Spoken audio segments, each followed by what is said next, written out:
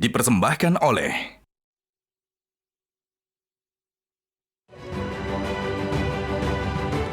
Selamat malam para pemirsa, ketemu lagi di Hot Room dengan saya Hotman Paris.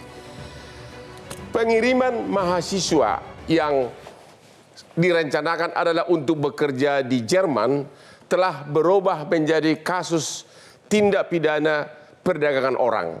Pertanyaannya adalah, apakah kalau mahasiswa tersebut yang dikirim ke Jerman tidak mendapatkan kerja yang bergengsi seperti eksekutif, tapi misalnya bekerja sebagai pekerjaan antara bawah, apakah itu tergolong sebagai tindak pidana perdagangan orang? Inilah Hot Room, perdagangan mahasiswa berkedok magang di Jerman.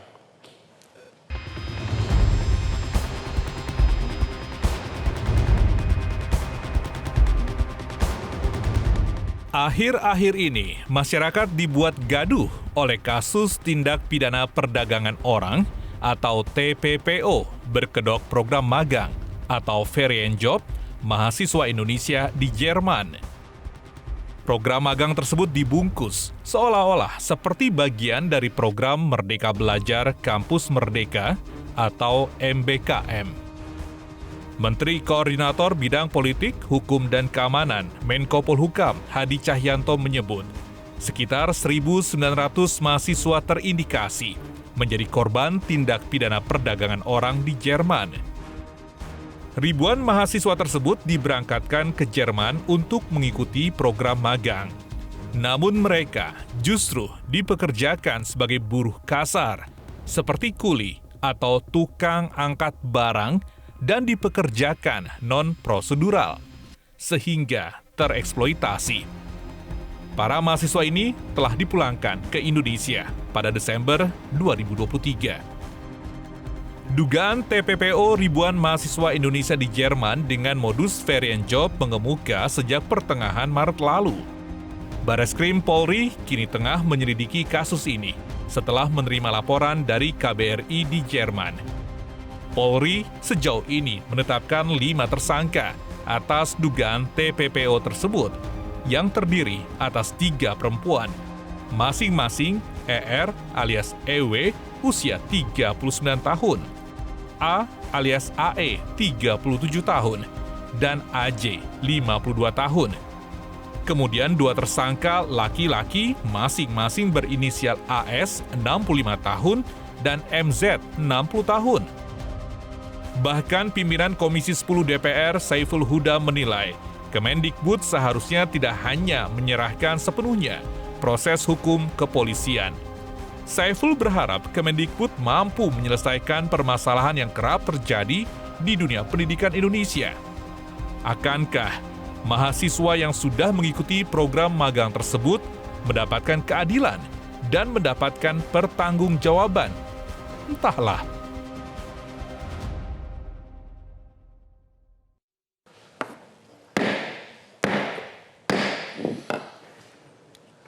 Hotman tanpa white kopi luwak tidak mungkin bisa bertahan seperti ini. Tadi sidap MK seharian, sekarang syuting lagi malam. Tapi dengan adanya kopi luwak, stamina saya, saraf saya tetap siap untuk bekerja dan mengalahkan lawan-lawan. Kopi luwak, white coffee. Benar-benar kopi kesayangan Hotman Paris. Oke. Saya mau nanya nih, Bapak kita dari Universitas Jakarta ya, Pak Saifuddin. Kampus saudara termasuk yang mengirimkan sekumpulan mahasiswa ke Jerman ya. Bagaimana prosesnya dari awal? Oke, terkait dengan program magang internasional di Jerman, tentu saja kami sebagai institusi pendidikan menjalankan amanah kami sebagaimana di dalam Undang-Undang Perguruan Tinggi yang antara lain adalah Tridharma Perguruan Tinggi dan juga menjalankan amanat dari program prioritas kementerian yaitu Kurikulum Merdeka yang salah satunya adalah programnya MBKM. Nah, tentu saja sebagai bagian dari institusi pendidikan tinggi kita juga menginginkan mahasiswa-mahasiswa kita menjadi lulusan yang berdaya saing global. Mengingat kita juga punya visi Indonesia Emas 2045 yang salah satu targetnya adalah tercapainya sumber daya manusia Indonesia yang dekatin pertama kali UNJ siapa? Nah, dalam proses itu kemudian datanglah seorang guru besar dari Universitas di Jambi yang berinisial SS menawarkan ada program magang internasional di Jerman yang dimana program magang ini sudah dilaksanakan di tahun 2022 diikuti oleh beberapa perguruan tinggi. Sudah bertahun-tahun? Nah, sejak tahun 2022 karena program ini dibuka untuk negara non-Uni Eropa ini tahun 2022. Tapi program yang ada di Jerman yang namanya Ferienjob ini sudah ada sejak lama. Jadi ini ceritanya katanya di Jerman lagi musim dingin, butuh pekerja. Jadi dibukalah bursa mencari tenaga kerja dari Asia termasuk Indonesia. Apa yang ditawarkan kepada mahasiswa ini? Apa yang dijanjikan? Nah, jadwalnya memang di antara bulan Oktober sampai Desember, jadwal program ini. Jadwal musim dingin di Eropa. Iya. Nah, dalam sosialisasi SS, SAB dan juga Sipigen ini menjelaskan kepada kami termasuk mahasiswa nanti mereka akan ditempatkan di beberapa perusahaan. Seperti misalnya DHL, terus kemudian ada Amazon, terus kemudian ada Sipigen dan lain sebagainya. Nah, dalam penjelasan mereka ke mahasiswa kami, memang ini kemudian menjadi daya tarik bagi mahasiswa, apalagi pihak SAB dan Sipigen juga menjelaskan ada honor yang akan didapat saat mahasiswa magang. Jadi ada agennya? Ada agennya. Terus ongkos segala macam pesawat siapa yang bayar? Ngurus visa siapa yang bayar? Nah, karena ini kegiatan mandiri yang kemudian juga mahasiswa yang mau ikut juga harus menanggung biayanya. Ini biaya administrasi yang ditransfer ke Sipigen dan SAB itu sekitar 350 euro atau setara 5 sampai 6 juta. Itu untuk surat-surat yang transfer siapa? Mahasiswa? Mahasiswa ke PT SAB sama Sipigen. Itu untuk ngurus hal yang sifatnya administrasi surat menyurat. Terus lalu untuk tiket pesawat dan juga akomodasi selama di Jerman ini ditanggung oleh mahasiswa karena memang penjelasan dari PT SAB program ini pada umumnya ditanggung oleh mahasiswa. Nah, oleh karena itu mahasiswa sudah mengetahui sejak dari awal. Jadi tiket dan lain-lain untuk berangkat ditanggung mahasiswa? Iya, betul. Bukan agennya yang sponsori, bukan? Bukan. Terus berangkat ke sana? Berangkat. Berapa orang dari UNJ? Kalau dari UNJ itu ada 93. 93, ya. Itu rata-rata orang yang belum pernah ke luar negeri kan? Ada. Karena ini ada beberapa mahasiswa kami itu alumni program ISMA yang juga program kementerian yang kemudian berangkatlah ke Jerman. Apa yang terjadi? Yang terjadi mereka magang dan memang hanya beberapa orang saja. Kalau di UNJ sendiri kasusnya itu ada tiga mahasiswa yang memang sebenarnya kondisi kesehatannya kurang drop di sana karena memang ada musim dingin bawaan selain musim dingin tersebut. Tapi selebihnya mahasiswa kami karena sudah tahu di awal pekerjaannya dan ruang lingkupnya seperti apa, ya mereka menikmati. Bahkan ada mahasiswa kami yang pulang ke Indonesia selama 3 bulan magang di Jerman, itu ada yang jadi mereka benar-benar bekerja di sana? Iya. Dapat upah? Dapat. Ya, apa yang jadi, kenapa tiba-tiba kemudian berubah menjadi agennya dianggap melakukan tindak pidana perdagangan orang, bahkan ada yang sudah ditahan di Mabes Polri dan jadi tersangka. Masalahnya apa? Nah, ini juga kita sebagai institusi pendidikan yang juga mengikuti program ini agak bingung nih indikasi TPPO-nya di mana? Karena kalau misal kami lihat bahkan KBRI Berlin sendiri itu merumuskan 3 poin yang nggak ada kaitannya dengan TPPO. Semua hal yang prosedural yang dilanggar. Apa yang terjadi? Ada yang kecewa atau bagaimana? Dari 90 ini murid saudara sebagian besar happy. Sebagian besar happy karena mereka bisa bawa sampai 70 juta. Ada berapa orang yang kecewa dan apa kecewanya? Hanya 3 orang karena dia diputus kontrak karena dia sakit. Dia sakit dan kemudian nggak menunjukkan performa. Dengan tingkat tidak ada pengalaman, mungkin pekerja di sana bukanlah pekerja bergengsi, nggak mungkin bekerja di eksekutif DHL. Ya kan dia kan mungkin bahasa aja masih pas-pasan kan? Apa benar seperti saya juga ngalamin di Australia teman-teman saya, ada yang kerjanya cuma mengutin sampah di kantor-kantor, tapi gajinya lumayan. Betul. Bukan seperti buruh atau perbudakan kan, benar-benar bekerja kan? Iya, benar-benar bekerja. Jadi di sana itu nggak ada eksploitasi karena kita ketahui Jerman itu adalah salah satu negara yang punya sistem ketenaga Oke, sekarang kenapa menjadi kasus pidana? Apa yang terjadi? Kalian sudah ikut tersangka nggak? Nah, kalau misal di UNJ sendiri, kita juga nih ada 2 dosen kita yang ditetapkan jadi tersangka dan kita juga aneh. Padahal 2 dosen kita juga adalah korban dari si pihak agen. Kenapa? Karena agen sendiri ini sebagai pelaku utama melakukan hal yang sifatnya non prosedural, termasuk salah satunya adalah isi kontrak yang berbahasa Jerman menurut mahasiswa. Yeah. Terus kemudian di situ ada potongan honor dari mahasiswa kepada agen. Jadi PT SAB ini bukan agen tunggal sama si Pigen, ternyata ada agen dari Jerman juga. Sekarang kita tanya dulu mahasiswa yang pernah ikut magang melalui Zoom. Apa Anda termasuk yang dikirim ke Jerman? Oke, terima kasih Bang Hotman sebelumnya. Ya, saya merupakan salah satu dari 1047 mahasiswa yang dikirim ke Jerman. Anda berapa lama bekerja di sana? Saya itu berangkat pertengahan bulan Oktober. Itu keterlambatan karena kesalahan dari agensi yang membelikan tiket. Jadi kurang lebih saya di Jerman itu cuma 2,5 bulan. Kerja di mana di sana? Saya dapat di perusahaan DHL di kota Bremen. Job desk yang diberikan di DHL Bremen ini, yang pertama itu membongkar paket dari kontainer untuk dinaikkan ke konveyor. Jadi bongkar muat barang. Terus ada masalah apa? Ada termasuk protes atau gimana? Yang rugi setelah mengikuti program ini. Karena banyak sekali apa yang sudah dijanjikan di awal itu tidak sesuai ekspektasi yang kami dapatkan gitu loh. Nanti kita lanjutkan lagi kenapa jadi masalah. Ketemu lagi di Hot Room.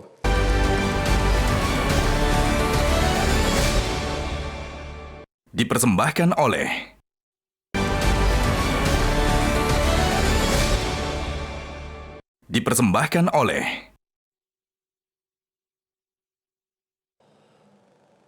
Ketemu lagi di Hot Room. Iya Bang, banget. Berangkat ke Jerman itu Anda hanya membayar uang tiket. Anda tidak bayar apapun agen ini kan? Anda tidak ditipu agen agar Anda seolah-olah dijanjikan kerjaan, Anda bayar uang enggak kan? Hanya tiket aja yang Anda bayar. Selain kami membayar tiket talangan yang ditawarkan oleh agen SHB ini, itu kami disuruh membayar untuk persyaratan pembuatan visa itu sebesar 350 euro yang katanya untuk mengeluarkan working permit. Ya, itu salah satu syarat pembuatan visa. Yang padahal setelah kami tahu working permit ini itu gratis, nggak bayar. Nah, itu kami yang pertama itu merasa tertipu di situ. Terus syarat lain dalam pembuatan visa ini ada asuransi, ada dummy tiket segala macam itu juga sudah dipaketkan dari agen ini. Jadi kami ordernya ke agen kurang lebih syarat pembuatan visa ini kalau di total itu sampai 15 juta itu per orang. Itu biaya sendiri, bukan dari universitas. Padahal dan juga kami juga merasa tertipu bahwasanya program ini katanya program magang MBKM. Yang ternyata program ini adalah program kerja paruh waktu di Eropa. Jadi hanya hitungan uang-uang pengurusan visa. Tapi ada benar dikasih bekerja ya? Ada benar-benar bekerja? Dapat gaji? Ya, benar. Dapat gaji dan dikasih pekerjaan di DHL ini.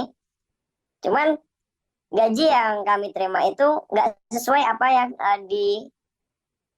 bilang di awal gitu. Iming-imingnya di awal itu gaji bersih 20-30 juta. Sedangkan yang saya dapatkan di bulan Oktober karena saya terlambat berangkat, itu juga kesalahan dari agen. Saya berangkat itu sudah pertengahan Oktober. Saya gaji Oktober hanya menerima gaji bersih itu 3 juta. Ini kan sudah jauh ya, jauh dari apa yang dijanjikan di awal. Makanya spekulasi berani ambil utang dengan family untuk pembuatan visa itu di awal, dokumen-dokumen yang di awal itu. Terus berani ambil utang juga tiket talangan dengan agen yang sebesar 24 juta. Yang pada kenyataannya setelah kami tanyakan ke maskapai yang terkait, invoice dari tiket kami itu hanya 13.800.000. Oke, kita tanya ke Pak Joko dari Istana KSP. Anda sudah pernah kalau nggak salah agennya ini mengadu kepada saudara, ya.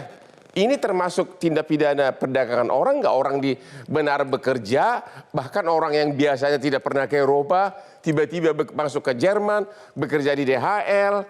Ya tentu dia nggak punya keahlian, dia kerja angkat-angkat barang. Di Indonesia ada ribuan kerja di Shopee, kerja di TikTok, kerja di mana-mana, masukin barang. Itu bukan tindak pidana perdagangan orang. Apa kata Bapak?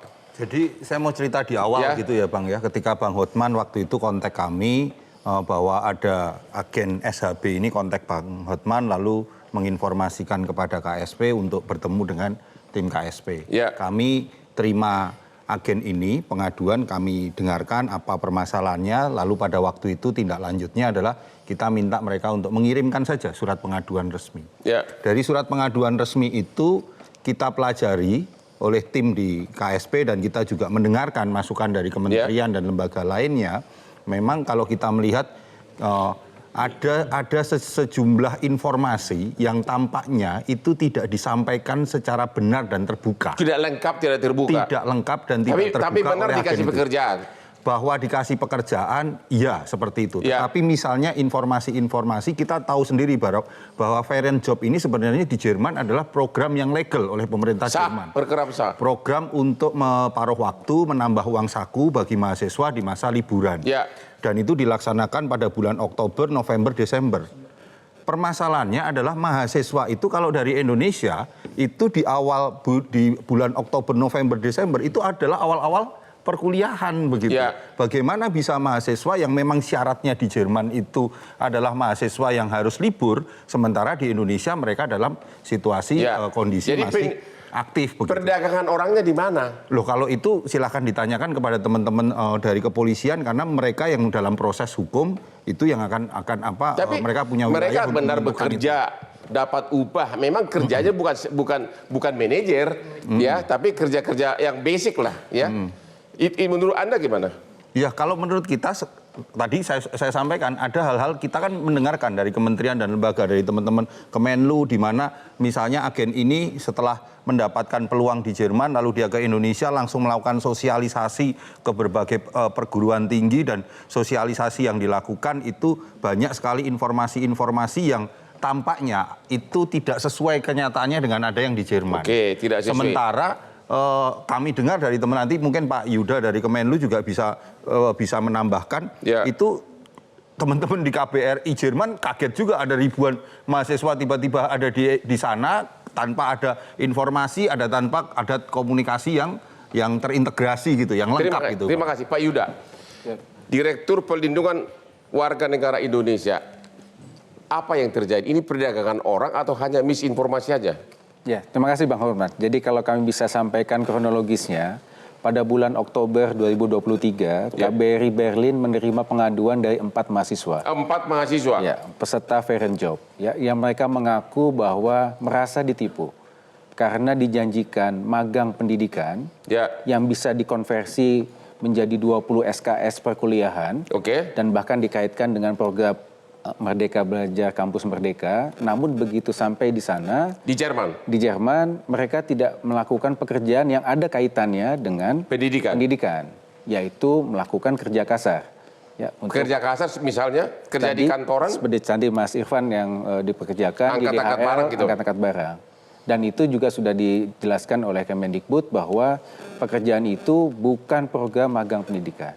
Nah, tadi sudah disampaikan juga oleh Pak Joko bahwa di Jerman itu sendiri program Fair and Job adalah program resmi yang didesain oleh pemerintah Jerman untuk menambah uang saku mahasiswa pelajar selama masa liburan. Fair and Job itu sendiri artinya adalah bekerja selama masa liburan.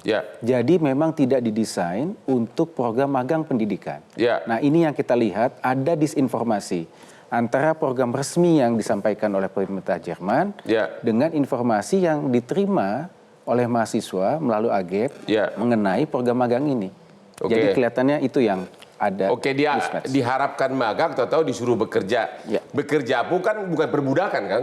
Bukan seperti tindak pidana perdagangan orang disiksa seperti di Kamboja, bukan kan? Ya, jadi dapat kami sampaikan bahwa ada mahasiswa Indonesia yang memang kuliah di Jerman, ya.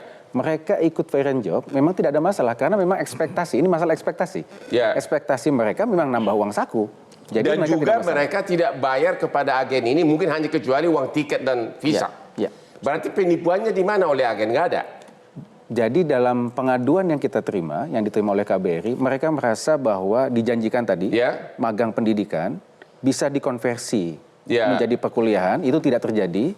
Kemudian mereka tidak menandatangan kontrak pada saat berangkat di Indonesia, mereka baru tanda tangan kontrak ketika sampai di Jerman. Mereka tidak aware mengenai jenis pekerjaannya. Ya. Seperti itu. Bapak sebagai Direktur Pelindungan Warga Negara Indonesia, menurut Anda itu sudah tergolong nggak tindak pidana perdagangan orang? Ya. Tentunya pihak Bareskrim saat ini sudah melakukan penyidikan. Bapak pribadi? Kami melihat dari sisi Undang-Undang 21 tahun 2007, itu ada 3 unsur yang memenuhi unsur-unsur TPPO. Tindakan, cara, tujuan. Tindakan itu ada proses rekrutmen. Kalau orang disuruh bekerja di DHL, perusahaan bonafit, dapat upah. Sama seperti kalau orang kerja di Shopee, di mana perdagangan orangnya? Itu pertanyaannya. Ya kan bekerja, tidak mengharapkan jadi direktur, orang dia juga nggak bisa apa-apa, bahasa Jerman aja nggak bisa. Jadi tadi dimana Anda kan bertugas melindungi warga, di mana perlindungannya gitu loh? Dari sisi di mana perdagangan orangnya? Bukan diperbudak, bukan disiksa, bukan dijual beli, dia juga tidak bayar kepada agen. Dia kan hanya bayar uang tiket kan, kecuali agennya minta 200 juta ditipu ya baru bisa kena. Ini nggak ada. Dari sisi kami di Kementerian Luar Negeri dan di Provinsi. Iya, kalau ada dari sana mengatakan dipotong dari gaji dia. Ya orang udah mendatangkan dari orang agennya itu kan perlu ongkos, perlu biaya. Dia didatangkan ke Jerman, itu kan dia biaya juga kan. Kalaupun dia dapat komisi, wajar-wajar dong. Benar nggak? Wajar nggak? Jadi iya, oke. Dari 3 wajar unsur nggak tersebut, wajar nggak agen tenaga kerja mendapatkan komisi? Wajar, sangat wajar. Wajar kalau gini Bang, wajar kalau memang informasi yang disampaikan di awal clear and clean.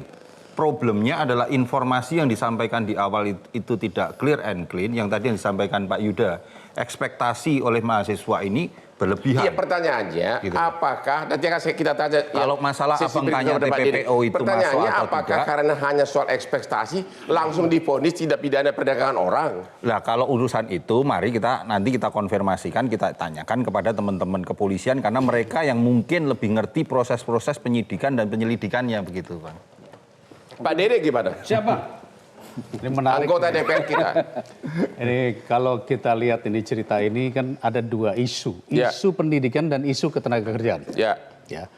Tadi kita sudah panggil menteri, kita tanyakan, memang jelas Ferienjob itu bukan urusan pendidikan. Itu adalah summer job atau winter job. Siapapun boleh masuk asal dia mahasiswa. Masalahnya adalah ada misinformasi yang disampaikan oleh oknum.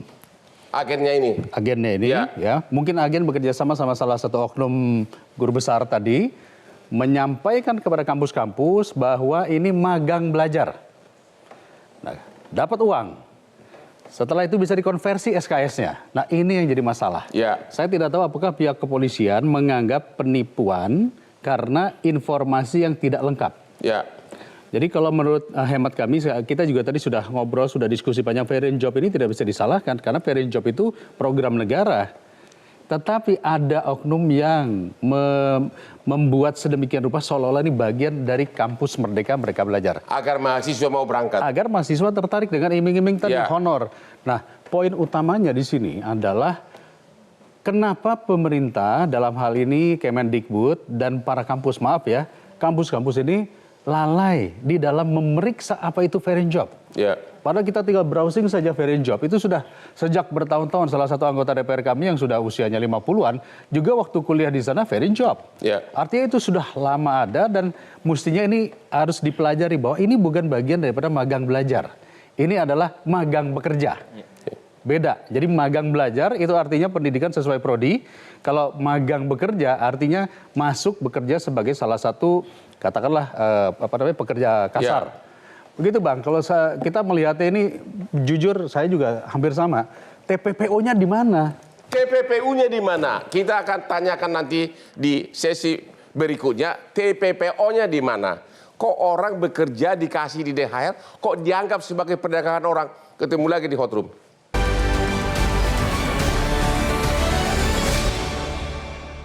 Dipersembahkan oleh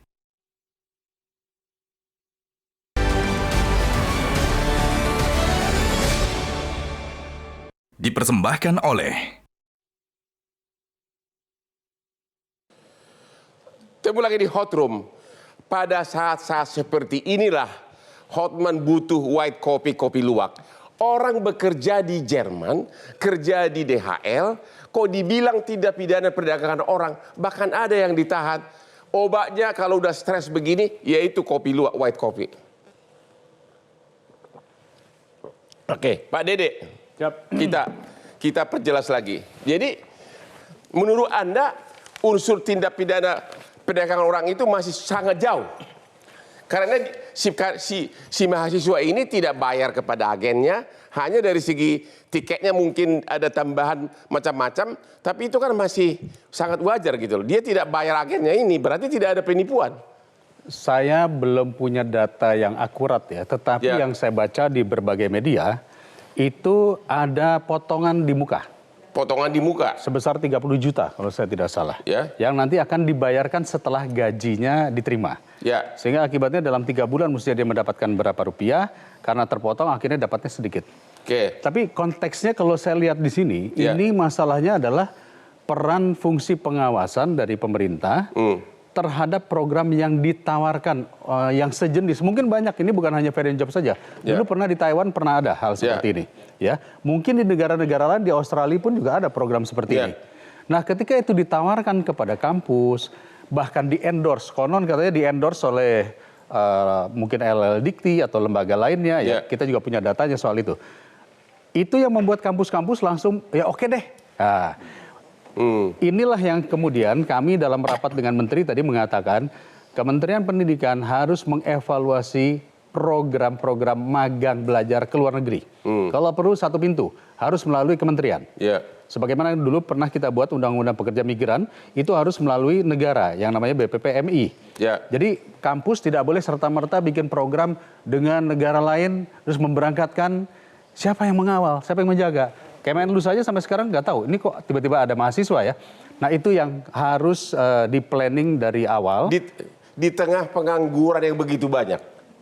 Di tengah pengangguran yang begitu banyak di Indonesia, bukankah merupakan suatu berkah kalau orang bisa kerja di DHL di Jerman? Bang, begini Bang, tadi kan saya sudah katakan isunya ini pendidikan atau tenaga kerja. Apapun namanya. Kalau tenaga kerja, itu ada undang-undangnya, silahkan orang bekerja melalui penyalur yang benar. Kalau pendidikan, ini kan kedoknya kan namanya Merdeka Belajar, Kampus Merdeka. Ya mau tidak mau, itu tidak boleh namanya mempekerjakan orang. Ya, jadi menurut saya sekali lagi kita lihat dari pihak keamanan ini akan menariknya kemana? Isu pendidikan kah atau isu ketenagakerjaan? Kalau isu pendidikan, saya langsung bisa mengatakan ini harus yang dievaluasi adalah pemerintah bersama-sama dengan para kampus harus benar-benar aware. Nggak bisa sembarangan ngirim-ngirim begitu saja atau kerjasama begitu saja. Dan harus ada sanksi. Mau tidak mau tetap harus ada sanksi. Tapi Anda tetap berpendapat bahwa ini terlalu jauh memasuki unsur tindak pidana perdagangan orang. Hasil dari rapat kerja kita tadi bersama Menteri, hampir semua mengatakan TPPO-nya di mana. Benar. Saya pun sebagai pengacara juga bingung. Gimana UNJ? Kok kalian nggak membela diri? Gimana? Kalian, sudah tersangka belum? Oh, tidak lah Bang. Kan kalian yang mengirimkan berapa puluh mahasiswa? Iya, kalau kita lihat sendiri ya.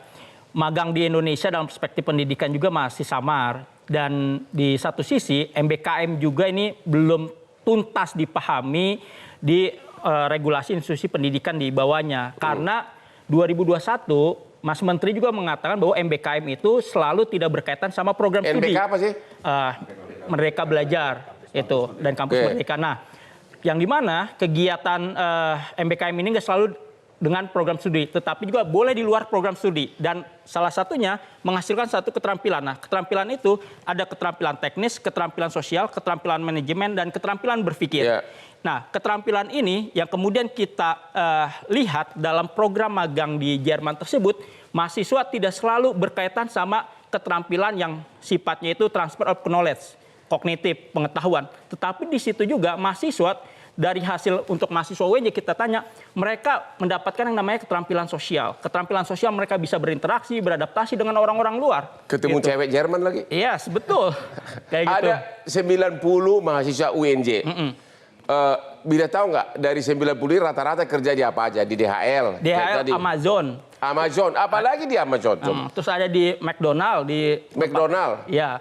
Nah, rata-rata mahasiswa UNJ di 3 tempat itu. Nah, tetapi semuanya secara umum mengatakan bahwa mereka mendapatkan hal yang positif, bahkan terinspirasi ingin melanjutkan S2 di Jerman. Karena mereka tahu nih, dapat informasi nih untuk mendapatkan beasiswa di sana seperti apa. Dan mereka juga jadi banyak berkenalan baik dengan mahasiswa Indonesia yang lagi studi di Jerman maupun mahasiswa dari berbagai macam negara.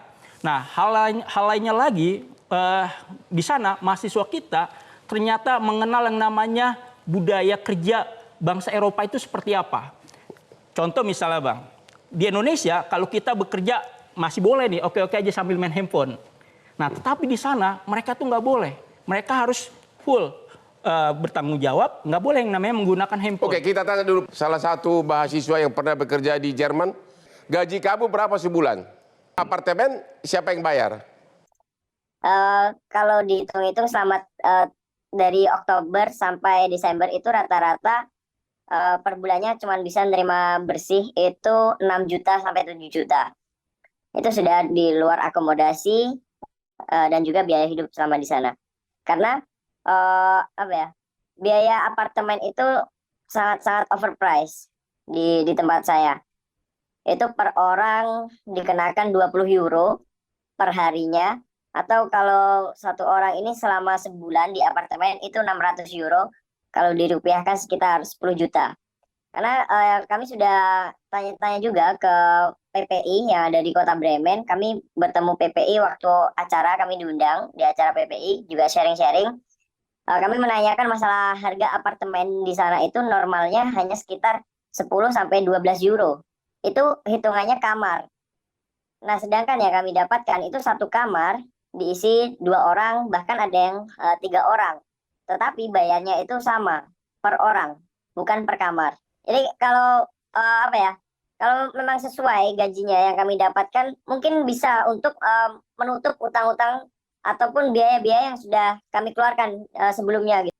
Cuman karena gaji yang kami terima itu nggak sesuai, sampai sekarang setelah ikut program ini malahan kami masih terlilit utang puluhan juta gitu. Berasa nggak diperbudak kalau kerja di DHL ngangkat barang? Ya, sebelumnya kalau masalah kasus TPPO ini kan bukan dari kami ya, bukan dari kami mahasiswa yang berangkat ke Jerman, itu yang mengklaim bahwasanya ini adalah kasus TPPO. Nah, yang mengklaim bahwasanya kasus TPPO ini adalah yang berwajib ya, mungkin dari kepolisian. Oke, jadi pekerjaannya oke-oke aja, gajinya yang tidak sesuai. Halo aparat Mabes Polri, di mana TPPO-nya? Ketemu lagi di Hot Room.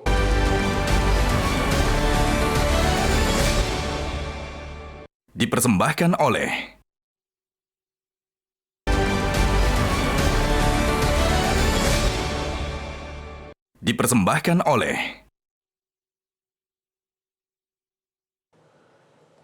Ketemu lagi di Hot Room.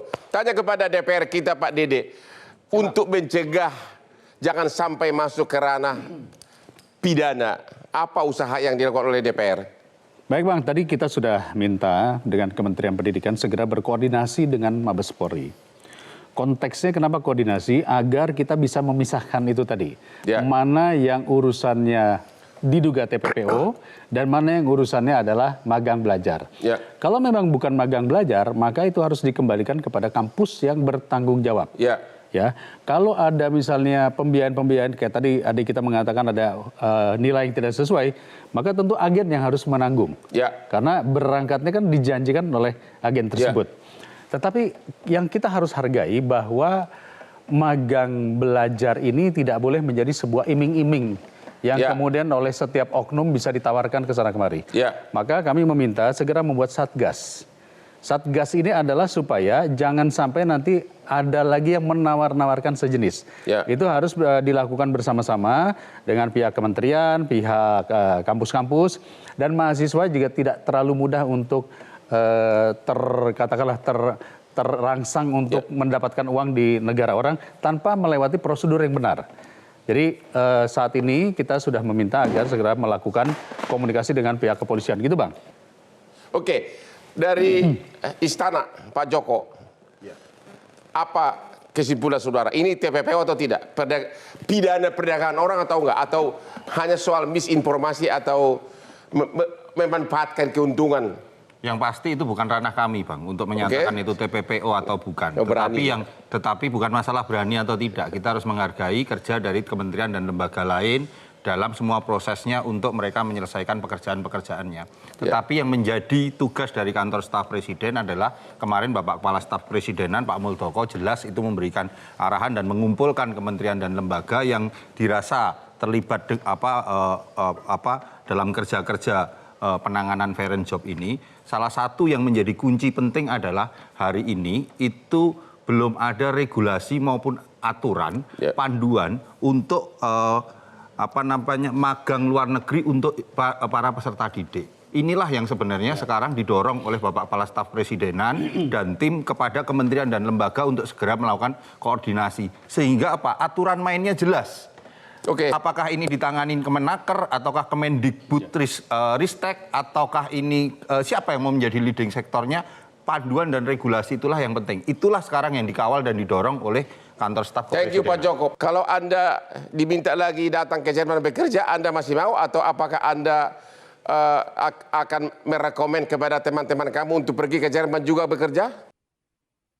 Iya Bang. Yang kami tahu program ini kan yang disosialisasikan adalah program magang MBKM. Nah, kami tahu bahwasanya program ini adalah program kerja itu pas sudah sampai di Jerman.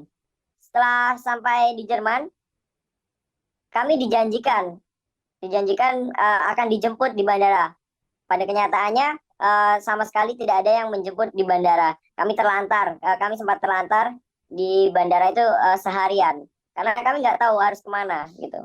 Kalau memang tujuan di awal itu ke Jerman untuk kerja, ya mungkin ini worth it gitu. Nah, program ini worth it. Cuman kalau ini dimasukkan ke universitas untuk mahasiswa yang kuliahnya di Indonesia, mungkin ini kurang worth it karena musim liburnya di Eropa dengan di Indonesia ini kan berbeda. Sedangkan yang kami alami kemarin, itu di Indonesia masih perkuliahan aktif. Dipaksakan sampai universitas mengeluarkan holiday letter untuk mahasiswanya bisa ikut program ini gitu loh. Jadi kayak di Jerman itu memang legal program ini karena memang dari pemerintah Jerman memberikan kesempatan mahasiswa yang kuliah di sana untuk mengisi waktu libur dengan kerja paruh waktu. Sedangkan waktu itu di Indonesia ini kan masa kuliah aktif, jadi kayak kurang pas gitu. Jadi saya nggak merekomendasikan program ini untuk mahasiswa yang kuliah di Indonesia, dan juga saya nggak mau ada terjadi korban-korban lagi setelah saya. Terima kasih Pak Yuda. Pak Yuda gimana? Apa masih akan berusaha agar ini tidak masuk ke ranah pidana karena ternyata ini memperluas lapangan kerja kan, walaupun ada misinformasi. Coba yang singkat. Pertama, kami tidak menyarankan mahasiswa kita berangkat untuk magang fair and job karena bukan program magang dan hanya masa libur dari Oktober hingga Desember, dan itu jelas bukan masa libur kuliah di Indonesia. Pak Saifuddin? Ya, yang jelas institusi pendidikan kampus tidak ada niatan melakukan yang namanya TPPO. Itu murni untuk mensukseskan program pemerintah. Dan Anda tidak menghasilkan uang dari situ? Tidak ada. Jadi tidak ada penipuan sebesar-besaran, tidak ada perbudakan, yang ada hanyalah pekerjaan yang disampai di sana bukan seperti pekerjaan eksekutif atau direktur karena memang level pendidikannya masih rendah. Itulah akhir dari diskusi kita malam ini. Jangan lupa menonton Hot Room setiap hari Rabu jam 9 hanya di Metro TV. Jangan pas ini, Pak.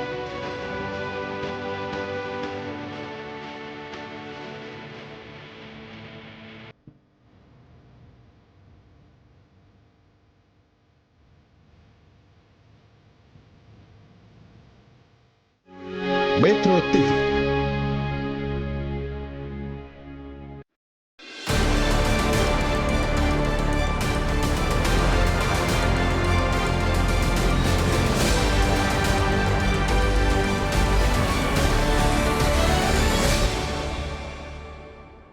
Dipersembahkan oleh Jelajahi cara baru mendapatkan informasi. Download Metro TV Extend sekarang.